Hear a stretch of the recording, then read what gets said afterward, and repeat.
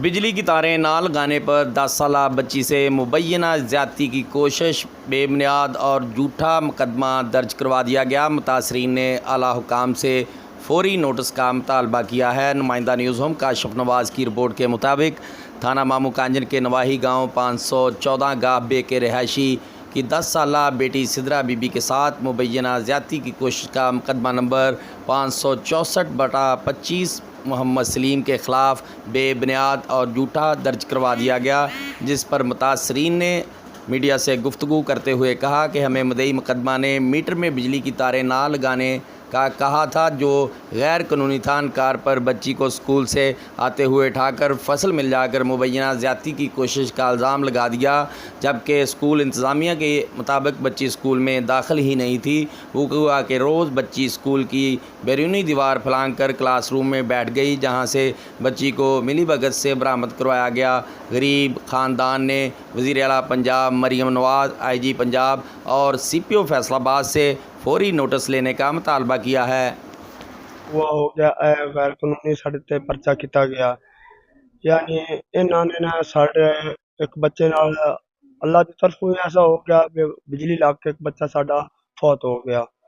फौत होने तो बाद ये आन बट्टी साडे कोल भी सानू ना मीटर दी तारां लवा दियो, लेकिन असी मतलब करते तो हाँ काम पे थोड़ा घना निक्का मोटा काम करते हाँ, लेकिन वो गैर कानूनी काम आए। उन्हें आख्या भी सानू किसी तरीके सानू मीटर दियां तारां ला दियो, लेकिन असा जवाब दे दिता भी असी ये तारा नहीं लेंदे, गैर कानूनी काम में ये तुसी वापटा वाले जाके आखो।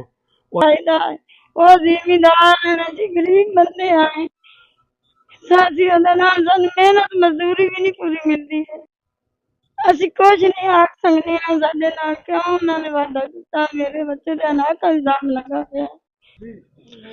अस्सलाम वालेकुम जी, मेरा जी भतीजा ते साडी फौतगी हुई इस गल दा मैं जी हल्फिया बयान दिता पाया तुहानूं मैं ते तस्दीक दिंदा पाया मैं, मेरा भतीजा उहदे कोई इल्जाम है कोई नहीं सी ते झूठा इल्जाम लाया गया, सानूं तो किसी नाल ही गल है ही कोई नहीं।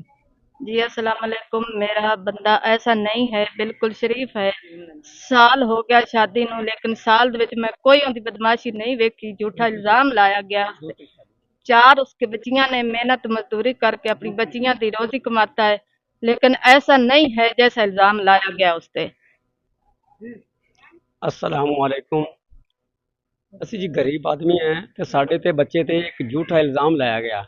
वो ऐसा आदमी नहीं है, वो 4 बच्चियां का पहले बेटा बाप है, उसकी एक बच्ची शादीशुदा भी है, तकरीबन 35 ਤੋਂ 40 साल उसकी उम्र है। वो इस तरीके नहीं कर सकता ते उस ते झूठा इल्ज़ाम लाया।